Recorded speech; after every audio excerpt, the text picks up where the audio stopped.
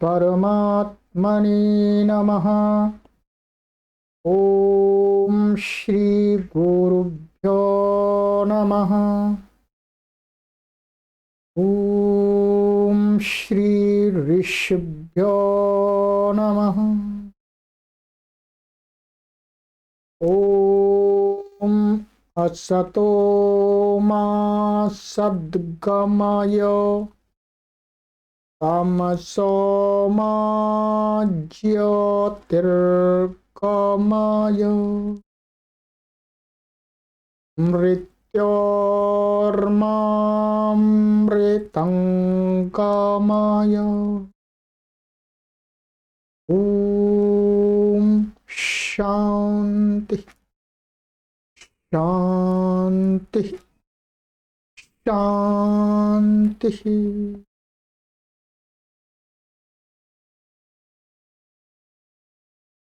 सर्वेभ्यो नमः। सभी को सादर नमस्ते। देववाणी संस्कृतम यूट्यूब चैनल में विशुद्ध रामायण कथा की श्रृंखला में आप सभी धर्म प्रेमी सज्जनों का हार्दिक अभिनंदन है। मित्रों,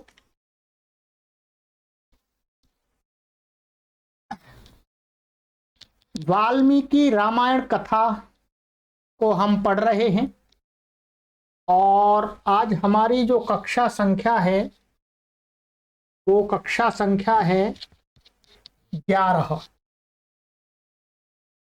10 कक्षाओं को मैंने आपको पढ़ा दिया है, आज 11वीं कक्षा है। प्लेलिस्ट में एक कॉलम बना दिया गया है विशुद्ध रामायण कथा, उस पर आप क्लिक करके सभी कक्षाओं को क्रमानुसार देख सकते हैं। चलिएगा, तो गत कक्षा में हमने 6 सर्ग तक कंप्लीट कर लिया था और उसमें जो राजा दशरथ थे उन्होंने पुत्रेष्टि यज्ञ का चिंतन आरंभ किया था, उसको आगे बढ़ा रहे हैं। क्योंकि राजा दशरथ का कोई पुत्र नहीं है, कोई संतान नहीं है, तो उनको वो चिंता बहुत सताती रहती है कि आगे आने वाले समय में मैं बूढ़ा हो जाऊंगा, मर जाऊंगा, तो इस राज्य का उत्तराधिकारी कौन होगा। क्योंकि वो प्राचीन परंपरा थी, राजा का बेटा ही राजा बनता था। तो इस प्रकार की उन्हें चिंता थी, तो उसके उपाय, संतान प्राप्ति का उपाय खोज रहे हैं और उसमें उन्होंने सर्वप्रथम उपाय यही खोजा है कि पुत्रेष्टि यज्ञ, माने जो पुत्र संतान उत्पत्ति के लिए जो यज्ञ किया जाता है उसके माध्यम से मैं संतान को प्राप्त करूं। तो ये हमारा 6वां सर्ग हो गया था पूरा कंप्लीट यहाँ तक। और वो राजा दशरथ अपनी रानियों के पास में गए थे और उनको ये बात बताई थी, ठीक है। तो वो रानियां सभी प्रसन्न हो गई थी इस बात को सुन करके, ठीक है। अब चलते हैं सप्तमः सर्ग, 7वां सर्ग। बालकांड चल रहा है हमारा 7वां सर्ग, आज से पढ़ना आरंभ करते हैं। तो बात वही है, अभी वहीं से आगे चल रहा है, ठीक है। तो राजा दशरथ ने पुत्रेष्टि यज्ञ है उसका योजना को आरंभ कर दिया है। तो उसी में और भी लोग मिलते जाएंगे, सलाह देते जाएंगे और कार्य करते जाएंगे। तो आगे कहते हैं सप्तमः सर्गः, 7वें सर्ग में एतत् श्रुत्वा रहः श्रुतो राजानमिदमब्रवीत् ऋष्यशृङ्गस्तु तेजस्वी पुत्रांस्तव विधास्यति। कहते हैं यज्ञ की चर्चा सुन सुमंत्र, जो उनका एक मंत्रिमंडल का व्यक्ति था सुमंत्र, तो सुमंत्र ने एकांत में महाराज दशरथ से कहा कि तेजस्वी ऋष्यशृंग आपको निश्चय ही पुत्र प्रदान करेंगे। पुत्र माने संतान प्रदान करेंगे। उस समय एक ऋष्यशृंग बहुत बड़े विद्वान थे, ठीक है, और वो यज्ञों के कहते हैं बहुत बड़े ज्ञाता थे, ठीक है, कर्मकांड के। तो जब राजा दशरथ के जो चिंतन था पुत्रेष्टि यज्ञ का, उसको उन्होंने दूसरे लोगों को भी बताना आरंभ किया। तो उसको सुनकर के जो सुमंत्र है, सुमंत्र ने राजा दशरथ को एकांत में, माने एक जगह अकेले में, जहाँ कोई नहीं था, वहां ले जा करके उनसे निवेदन किया कि आप जब पुत्रेष्टि यज्ञ करने ही जा रहे हैं तो आप ऐसा कीजिएगा, एक ऋष्यशृंग नाम के आचार्य हैं, जानिए, वो आपको निश्चित रूप से अच्छी, माने एकदम बाकायदा सही ढंग से यज्ञ की क्रियाओं को करके संतान की उत्पत्ति करा ही देंगे। वो समर्थ है कराने में। हो सकता है उस समय वो उस पुत्रेष्टि यज्ञ के ऊपर ही कार्य करते हो, वही कराते हो और लोगों को संतान हो जाती हो, ठीक है। तो इसमें पुत्रेष्टि यज्ञ से मतलब ये नहीं है केवल, ध्यान देंगे, पुत्रेष्टि यज्ञ अर्थात संतानोत्पत्ति यज्ञ का विषय बहुत आता है वैदिक संस्कृति में। इसका तात्पर्य ये है कि वर्तमान समय में जिस प्रकार से डॉक्टर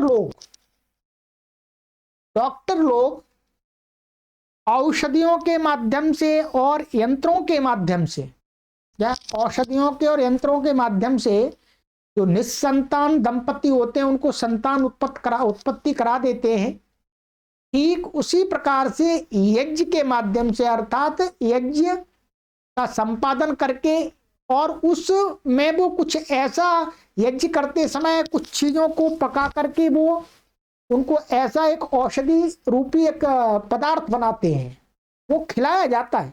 केवल ऐसा नहीं कि मंत्र बोल दिया और संतान उत्पन्न हो गई, ऐसा तो असंभव है, ऐसा ये कह भी नहीं रहे, आगे वर्णन भी आएगा, ठीक है।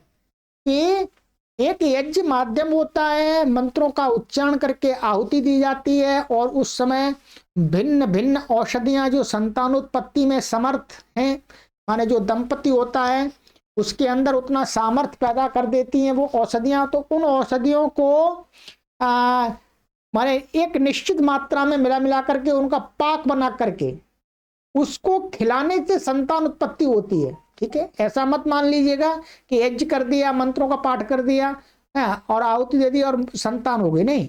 तो दंपति है निसंतान, उनको एक औषधि रूपी द्रव्य भी खाने के लिए जो यज्ञ के माध्यम से तैयार किया जाता है वो दिया जाता है, तब संतानोत्पत्ति होती है, ठीक है। कोई ऐसा नहीं जादू उछड़ी फिरा दीजिए बच्चा पैदा हो गया। बहुत सारे आपने देखे होंगे समाज में, ठीक है, ऐसे आशीर्वाद देते हैं बच्चा पैदा हो गया। ऐसे आशीर्वाद से बच्चा पैदा नहीं होता, वास्तव में रियलिटी तो यही है। यही रामायण आपको बता रही है, यही वैदिक संस्कृति बताती है, यही सभी जो आचार्य गण हैं वो बताते हैं कि ऐसे आशीर्वाद देने से कोई संतान उत्पत्ति नहीं होती है। जिस प्रकार से वर्तमान में डॉक्टर लोग निस्संतान जो होते हैं दंपति, उनको संतान उत्पत्ति कराते हैं यंत्रों के और औषधियों के माध्यम से। केवल यंत्र से भी नहीं हो जाता, औषधियां भी देनी पड़ती हैं।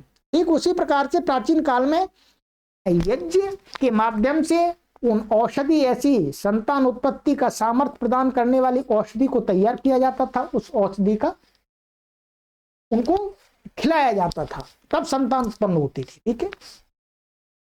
चलिएगा, तो आगे कहते हैं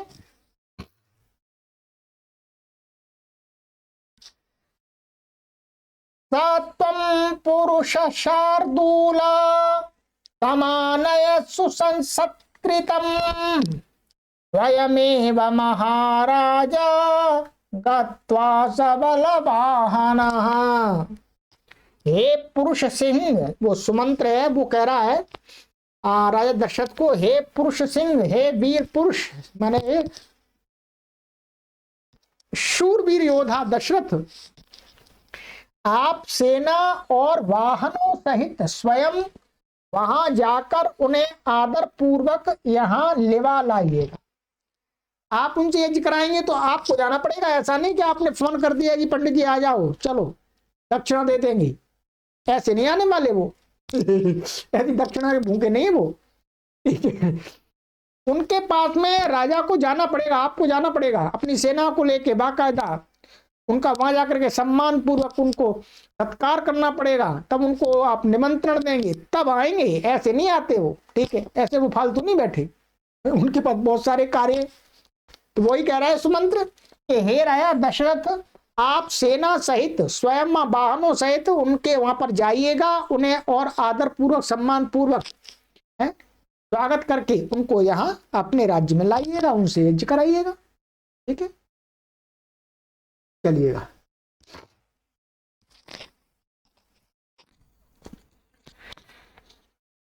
सुमंत्रस्य वचः श्रुत्वा हृष्टो दशरथोऽभवत् शान्तः पुरः सहामात्यः प्रययौ यत्र स द्विजः। कहते हैं सुमंत्र का वचन सुन महाराज दशरथ बड़े प्रसन्न हुए और रानियों और मंत्रियों सहित उस स्थान के लिए प्रस्थान किया जहां ऋष्य शृंग रहते थे। तो ऋष्य शृंग जो आचार्य थे वो जहां रहते थे, जहां उनका निवास स्थान था, वहां पर राजा दशरथ ने सुमंत्र का जो निवेदन था उसको सुना ध्यानपूर्वक और उस पर विचार किया और सही समझा कि भाई राजा से बड़ा विद्वान होता है, राजा विद्वान के पास में जाए तो उचित भी है, और विद्वान राजा के यहाँ पर आए जी महाराज जी कुछ कार्य धंधा दे दो, तो ये तो विद्वान का अपमान है। वस्तुतः विद्वान ऐसा करता ही नहीं। ठीक है, आजकल के विद्वान को तो यही करना पड़ता है। ठीक है, तो प्राचीन काल में ऐसा नहीं था, आचार्यों के पास में पैसा नहीं था पर तप था उनके पास में। राजा उनके चरणों में झुकते थे, झुकते इसलिए थे कि वो जो तपस्वी थे, आचार्य थे, पंडित थे, जो सच्चे ब्रह्मज्ञानी थे, वो अपने स्वार्थ के लिए कि राजा जी मुझे एक खेत दे दें, 2 एकड़ जमीन दे दे दान में जी, मैं उनको प्रसन्न करने के लिए बात कह दूं, ऐसा नहीं करते थे।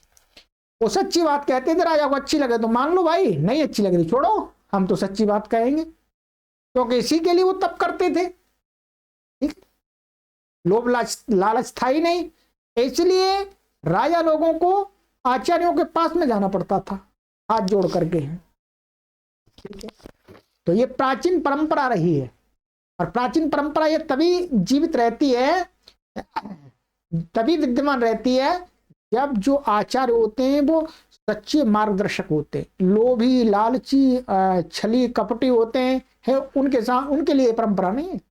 उनको तो राजा बुलाता है फोन करके, आओ भाई चलो, ठीक है, कितने पैसे चाहिए बताओ।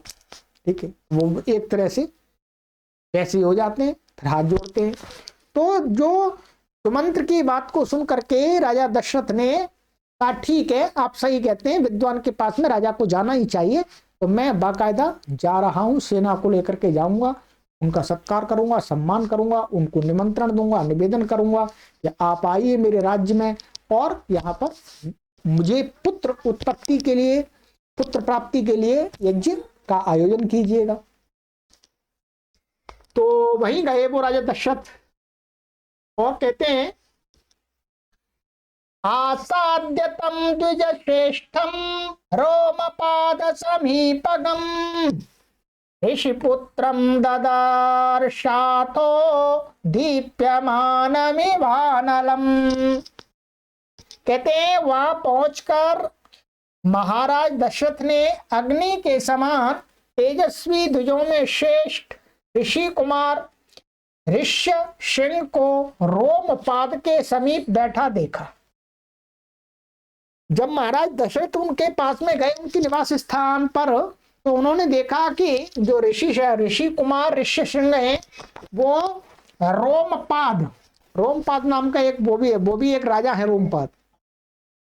तो रोमपाद के समीप में वही बैठे हैं, अर्थात वो वही रोमपाद और ऋषि शृंग बैठे हुए हैं, ऋषि शृंग आपस में बातचीत कर रहे होंगे। तो राजा दशरथ ने ऐसा देखा वहां पर, और वो कहते हैं ऋषि शृंग कहते अग्नि के समान तेजस्वी और द्विजों में श्रेष्ठ, माने अच्छे ज्ञानी पंडित ब्राह्मण, ठीक है, तपस्वी। चेहरा चमकता है एकदम, ठीक है, सामने वाला प्रभावित होता है, ठीक है? उनका जो ओरा चक्र है वो दूर तक प्रभावित करता है लोगों को, ठीक है। और कहते हैं आगे, ततो राजा यथा न्यायम पूजां चक्रे विशेषतः सखित्वा तस्य वैराज्यः प्रहिष्टेनान्तरात्मना। रोमपाद ने मित्र धर्म से प्रेरित हो प्रसन्नता के साथ महाराज दशरथ का विधि पूर्वक आदर सत्कार किया। जो रोमपाद नाम का ये भी एक राजा थे, ठीक है। तो रोमपाद राजा ने मित्र धर्म से, अर्थात राजा दशरथ उनके मित्र थे, तो मित्र धर्म से प्रेरित होकर के उन्होंने प्रसन्नता के साथ में महाराज दशरथ का भी उन्होंने भी सत्कार किया। अरे महाराज दशरथ आए जी, उनका भी स्वागत सत्कार होना चाहिए हमारे यहाँ पर ऋषि शृंग के स्थान पर, निवास स्थान पर, तो सत्कार किया। रोमपादेन चाख्यातम ऋषिपुत्राय धीमते सख्यम संबंधकम चैव तदातम प्रत्यपूजयत। कहते हैं बुद्धिमान श्रृंग ने से रोमपाद ने दशरथ जी के साथ अपनी मैत्री होने का वृत्तांत सुनाया, जिसे सुन ऋषि शृंग ने भी राजा दशरथ जी की प्रशंसा की। कहते हैं जो रोमपाद थे वो भी राजा था, तो रोमपाद ने दशरथ के साथ अपनी मित्रता, उनकी कभी मित्रता हुई होगी किसी घटना के कारण से, किसी अवसर पर, तो अपनी उस मित्रता का कारण का वृत्तांत माने कहानी सुनाई, कहानी माने बात बताई, और उसको सुनकर के जो ऋषि शृंग थे वो भी दशरथ की प्रशंसा उन्होंने भी की कि भाई तो अच्छा राजा है, ये तो अच्छा राजा है, ठीक है।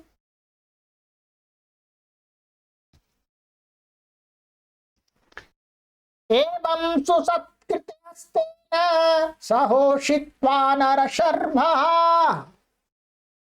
सप्ताष्ट दिवसान् राजा राजानमिदम् अब्रवीत्। कहते हैं इस प्रकार सत्कार पूर्वक 7-8 दिन वहां रहकर महाराज दशरथ रोमपाद से बोले। अब आश्रम में गए राजा दशरथ, तो वहां रहे आश्रम में 6-7 दिन, उन्होंने एंजॉय किया, जो माने वहां पर आराम किया, वहां की दिनचर्या का पालन किया और इधर उधर अपने घूमे, ठीक है, लोगों से बातचीत की होगी। उसके बाद महाराज दशरथ जो रोमपाद थे उनसे उन्होंने कुछ कहा। क्या कहा? शांता तव सुता राजन सह भर्त्रा विशांपते मदीयम नगरम यातु कार्यम ही महदुद्यतम। हे राजन, आपकी पुत्री शांता अपने पति के साथ मेरी नगरी में चले, क्योंकि एक बड़ा कार्य उपस्थित हुआ है। यहाँ कहते हैं जो राजा रोमपाद थे उनकी पुत्री शांता थी, उसका विवाह ऋषि शृंग से हुआ था। क्या हुआ था? ऋषि शृंग से। तो ऋषि शृंग से उनका विवाह हुआ था, तो इसलिए वहां राजा दशरथ ने ये कहा कि जो आपकी पुत्री शांता, जिसका नाम शांता है, ऋषि शृंग की पत्नी शांता है और रोमपाद की पुत्री है शांता, तो कहते हैं जो आपकी पुत्री है वो अपने पति माने ऋषि शृंग के साथ में मेरे अयोध्या नगरी में पधारे।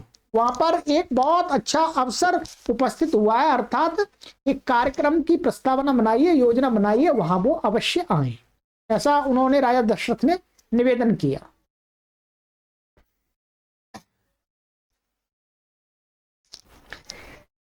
तथेति राजा संशुत्य गमनम तस्य धीमतः उवाच वचनम विप्रम गच्छतम सह भार्यया। यह सुन रोमपाद बोले बहुत अच्छा। फिर उन्होंने ऋषि शृंग से कहा कि आप अपनी पत्नी सहित महाराज के साथ जाइएगा। तो राजा दशरथ की बात को उन्होंने ऋषि शृंग को कह दिया कि भाई जाइएगा आप अपनी पत्नी, अर्थात मेरी जो पुत्री है वो तुम्हारी पत्नी है, तो अपनी पत्नी के साथ में राजा दशरथ के यहाँ पे जाइएगा, वो मेरे मित्र हैं और उनको कुछ कार्य कराना है। तो उसको उसमें आप सम्मिलित होइएगा। और कहते हैं आगे,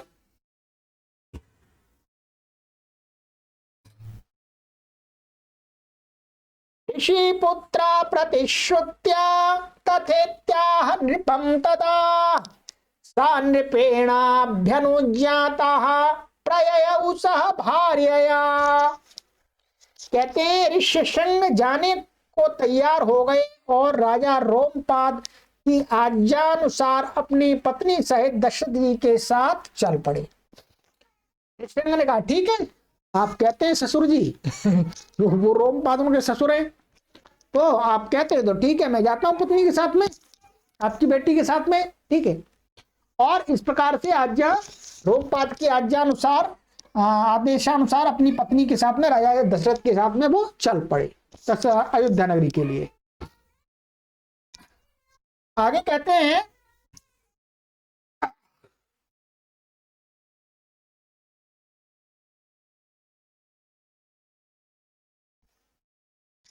और कहते हैं ततः सुहृदमापृच्छ्य प्रस्थितो रघुनंदनः कृतकृत्यं तदात्मानं मेने तस्योपवाहनात्। कहते तब महाराज दशरथ अपने मित्र रोमपाद से विदा हो प्रस्थानित हुए, माने प्रस्थानित हुए माने तब वो राजा दशरथ अपने मित्र रोमपाद से विदा लेकर के और वहां से चल पड़े अपनी अयोध्या नगरी के लिए। मुनिवर श्रृंग के आगमन से दशरथ जी ने अपने को कृतकृत्य माना।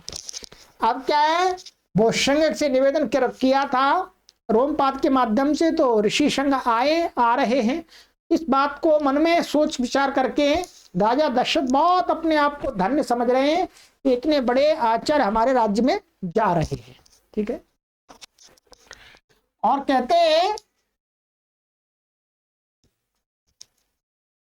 अंतः पुराणी सर्वाणि शांतां दृष्ट्वा तथागतम् सह भर्त्रा विशालाक्षीं प्रीत्यानंदमुपागमन्। ऋषि प्रवर के साथ उनकी पत्नी विशालाक्षी शांता को आई हुई देख अंतःपुर वासिनी सभी रानियों ने बड़ा आनंद मनाया, ठीक है। माने ऋषि प्रवर माने जो ऋषि श्रृंग है, उनकी पत्नी जो शांता है, उनको दोनों को साथ में आया हुआ जान करके वहां के लोगों ने, अयोध्या नगरी की जो भी रानियां थी अथवा जो और भी लोग थे, उन्होंने खूब आनंद मनाया, भाई बहुत बड़े आचार्य हमारे राज्य में आ गए हैं, ठीक है। और कहते हैं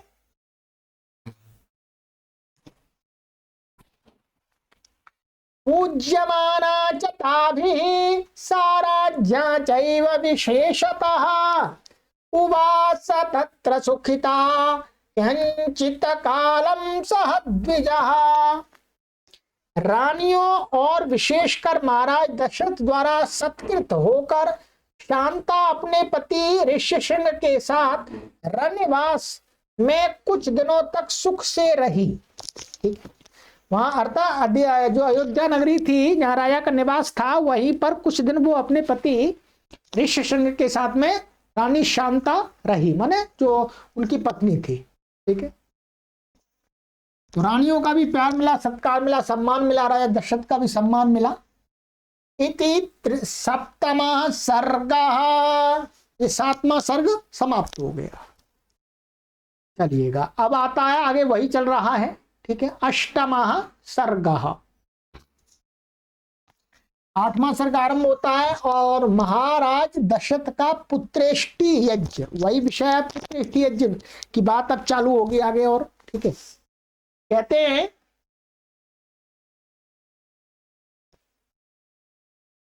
ततः काले बहुतिथे कस्मिंश्चित् सुमनोहरे वसन्ते समनुप्राप्ते राज्यो यष्टुम मनोभवत्। कहते हैं इस प्रकार कुछ समय व्यतीत होने पर जब वसंत ऋतु का आगमन हुआ तब महाराज की यज्ञ करने की इच्छा हुई। ठीक है, तो इस प्रकार से वो समय व्यतीत होता रहा और बसंत ऋतु आ गई है। क्या आई? बसंत ऋतु। बसंत ऋतु का आगमन हुआ, तब महाराज ने कहा कि अब यज्ञ करते हैं, चलो अब यज्ञ करते हैं। कहते हैं ततो ब्रवीदृश्य सिंहम राजा दशरथस्तदा कुलस्य वर्धनम त्वं तु कर्तुमर्हसि सुव्रता।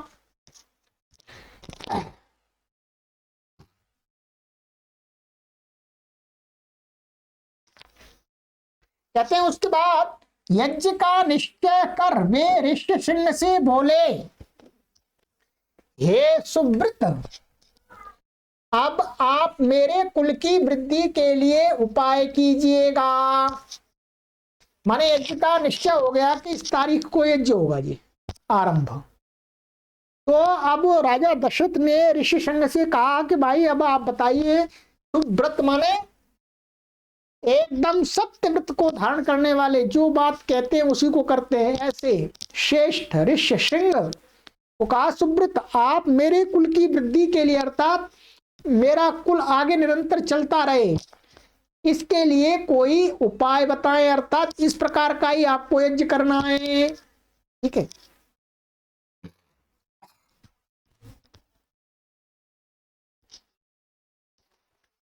मेधावी तु ततो ध्यात्वा सा किंचधिरमुत्तमम् लब्ध संयस्ततस्तम तु वेदज्ञो नृपमब्रवीत्। हाँ,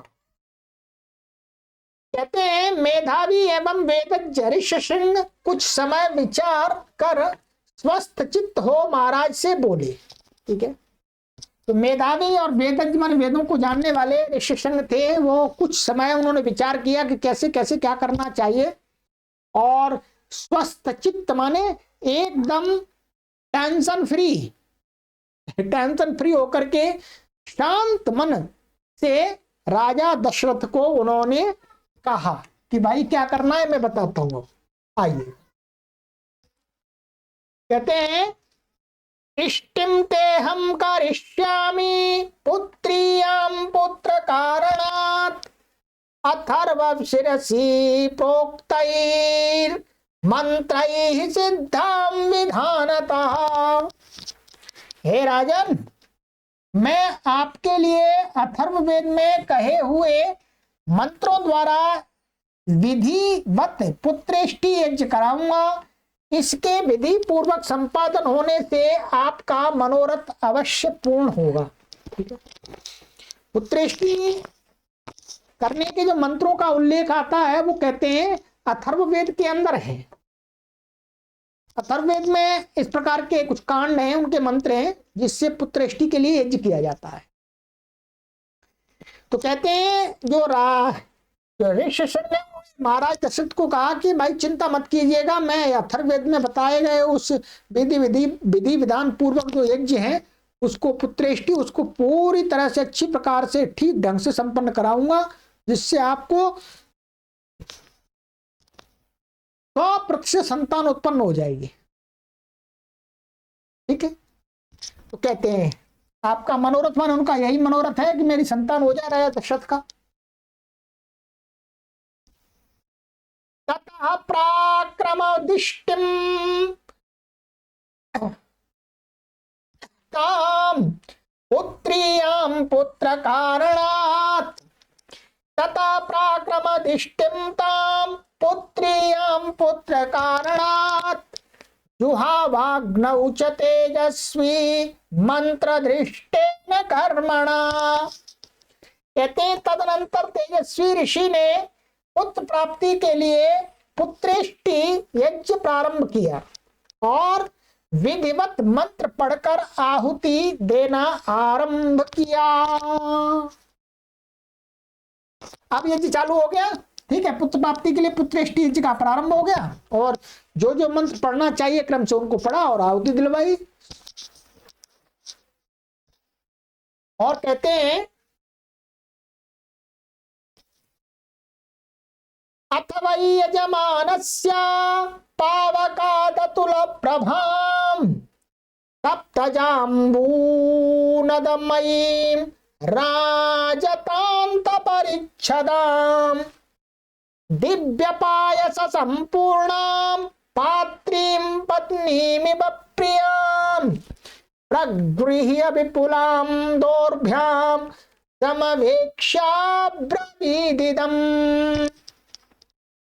कहते हैं ये यज्ञ मतलब यहाँ तो श्लोक में संक्षिप्त कहा है, यज्ञ लंबे समय तक चला होगा, 2-4 महीने तक। ठीक है, यहाँ तो ऐसा नहीं कि 2-4 महीने की कथा गाएंगे, वो तो शॉर्टकट में बताया जाता है।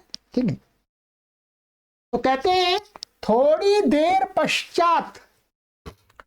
के पश्चात महाराज दशरथ के आहवनीय अग्निकुंड से अतुल प्रभायुक्त स्वर्ण से निर्मित, स्वर्ण माने सोना, गोल्ड से निर्मित और चांदी के पात्र से ढके दिव्य खीर से पूर्ण पात्र को प्यारी पत्नी के समान दोनों हाथों में लिए हुए ऋष्यशृंग ने महाराज दशरथ की ओर देखकर कहा, अर्थात वो जो तैयार किया गया, वो एक जो औषधि तैयार की गई है, ये सारे पदार्थ डले तो सामान्य बताए गए, और भी पदार्थ होंगे, उसमें औषधियां होंगी, इसमें खीर बनाई है, उसमें सोना भी डला है और भी चांदी के का वर्क भी डला हुआ है। ठीक है, तो इस प्रकार से तैयार किया हुआ दोनों हाथों में ऋष्यशृंग लिए हुए राजा दशरथ की तरफ देखा उन्होंने कि ये आपके लिए है, क्या आपके लिए है। क्या कहा,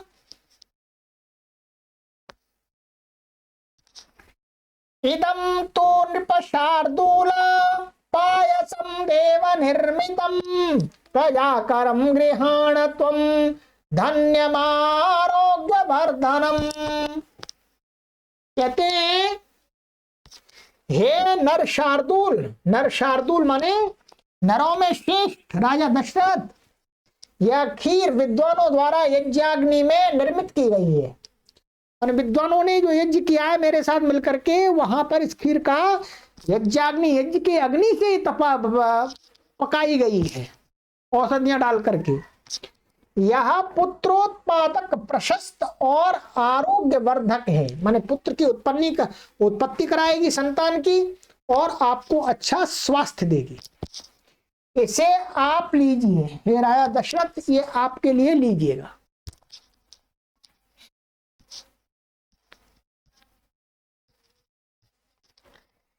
भार्याणाम अनुरूपाणाम अश्नीतेति प्रयच्छ वै तासु त्वं लप्स्यसे पुत्रा न्यदर्थं यजसे नृपा।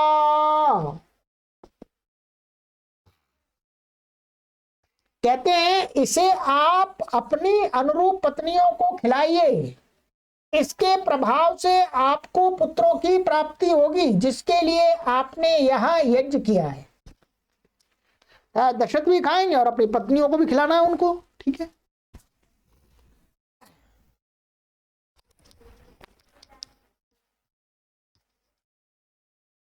तथेति नृपति ही पीतः शिरसा प्रतिगृह्यताम् पात्रीं देवान्न संपूर्णां देवदत्तां हिरण्यमयीं। कहते हैं बहुत अच्छा, राजा ने कहा ठीक है बहुत अच्छा, ये गुरुदेव बहुत अच्छा। ऐसा कहकर और प्रसन्न हो राजा दशरथ ने विद्वानों द्वारा निर्मित एवं प्रदत्त खीर से भरे स्वर्ण पात्र को सिर से झुककर ग्रहण किया। लाओ महाराज जी, प्रसाद दे रहे, दे दो प्रसाद। प्रसाद ऐसे लिया जाता है विनम्रता के साथ में, तो वो खीर का पात्र ले लिया उन्होंने। सोऽन्तःपुरं प्रविश्यैव कौसल्यामिदम् अब्रवीत् पायसं प्रतिगृहिणीष्व पुत्रीयं त्वदिदमात्मनः। कहते हैं तदनंतर उसके बाद महाराज दशरथ रनिवास में जाकर, मानो उस खीर को अपने वहां पर निवास में ले गए जहां पर रानियां ठहरी हुई थी, रानियां रहती थी, तो वहां जाकर कौशल्या जी, मैं कौशल्या राजा दशरथ की सबसे बड़ी पत्नी थी। ठीक है, प्राचीन काल में ये परंपरा रही है कि जो राजा लोग थे वो दो दो तीन तीन चार चार विवाह करते थे। ध्यान रखिएगा, दो दो तीन तीन चार चार विवाह करना अच्छी बात नहीं है, परंतु कभी परंपरा में ऐसा चल पड़ा है, वो लंबे लाखों वर्ष तक चला है। वैदिक परंपरा नहीं है कि एक व्यक्ति तीन तीन चार चार पांच पांच स्त्रियों के साथ में विवाह करे, परंतु वो परंपरा में जो समय चल रही थी, महाभारत काल तक चली। परंपरा अच्छी नहीं है, बिल्कुल भी अच्छी नहीं है, ठीक है, परंतु वो परंपरा चल रही थी। तो उस समय राजा दशरथ की 3 पत्नियां थी, और दूसरे राजाओं की तो और भी अधिक अधिक थी, बहुत अधिक थी। तो राजा दशरथ की 3 पत्नियां थी, एक तो कौशल्या थी, एक सुमित्रा थी और एक कैकेयी थी। 3 पत्नियां थी, ठीक है। तो वो तीनों पत्नियों से संतान उनको उत्पन्न करनी थी, इसलिए क्या है, रंगनाथ में जाकर के कौशल्या जी, मतलब कौशल्या सबसे बड़ी थी, इसलिए कहा लो यह खीर है, ये खीर है, इससे तुम्हें पुत्र की प्राप्ति होगी। तो उनको खीर दे दी कुछ, दशरथ ने कौशल्या को खीर दे दी। और कहते हैं कौसल्यायै नरपतिः पायसार्धं ददौ तदा अर्धादर्धं ददौ चापि सुमित्रायै नराधिपः। कहते ऐसा कहा दशरथ जी ने, आधी खीर कौशल्या को दी। आधी माने जो कटोरा भरे हुए थे 2, तो उसमें से आधी खीर दे दी कौशल्या माता को, और आधी की आधी माने आधी बच गई, उसकी भी आधी, अर्थात चौथाई भाग सुमित्रा को दे दिया। चौथाई भाग सुमित्रा को दे दिया, तो कितना बच गया, आप चौथाई बच गया।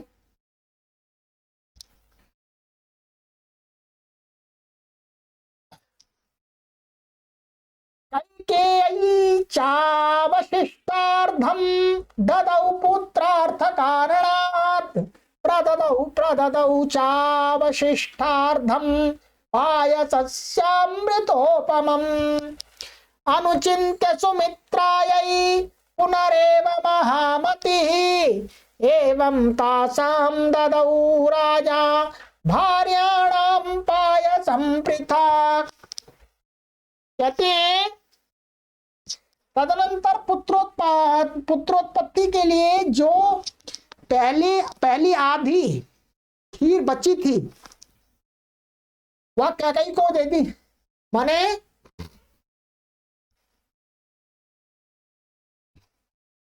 जो आधी खीर बची थी, अर्थात कहते हैं एक यहां कह रहे हैं कि तदनंतर उसके पुत्रोत्पत्ति के लिए जो पहली आधी खीर बची थी वह कैकेयी को दी। फिर कुछ सोचकर महामती दशरथ ने कैकेयी को दी खीर का चौथा भाग पुनः सुमित्रा को दे दिया। इस प्रकार राजा ने यह खीर रानियों को पृथक पृथक बांट दी। तो जो आदि का आधा बच गया था वो भी उसमें बचा हुआ था, उसका माने वो कैकेयी को दी। फिर थोड़ा सा सोच करके उसमें से भी चौथाई भाग फिर दोबारा उसको सुमित्रा को दे दिया था उसमें से।